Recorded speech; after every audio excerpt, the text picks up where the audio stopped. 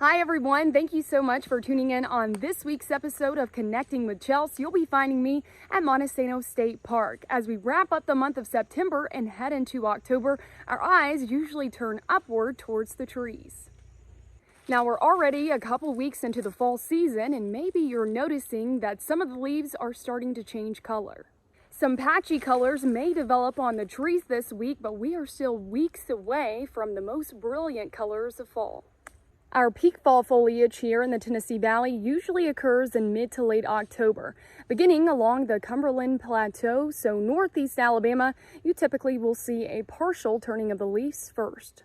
By early November, though, most of the area will either be at or past peak, so make sure you get out and enjoy nature's multicolor display while it lasts.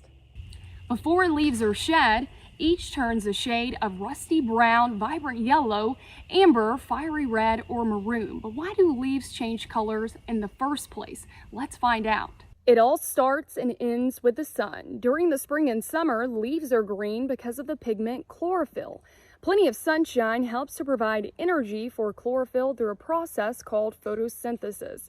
As we transition into fall, the daylight hours become shorter and shorter, and this causes the chlorophyll to break down. This allows the other underlying pigments or chemicals to show through and take center stage. For the best fall color, temperature and soil moisture are the main influences. Ultimately, these factors determine how dull or vibrant your fall foliage will appear as autumn shifts into high gear. Even though we saw plenty of rain over the summer months, September was extremely dry, and this dry spell is continuing into the first half of October. Almost all of the valley is under some sort of drought, with worsening drought conditions existing over parts of northeast Alabama. A lack of adequate rainfall can cause a tree to experience a lack of nutrients. Essentially, this just puts more stress on the trees, and as a result, they could shed their leaves too early, which would prevent peak color change at the appropriate time.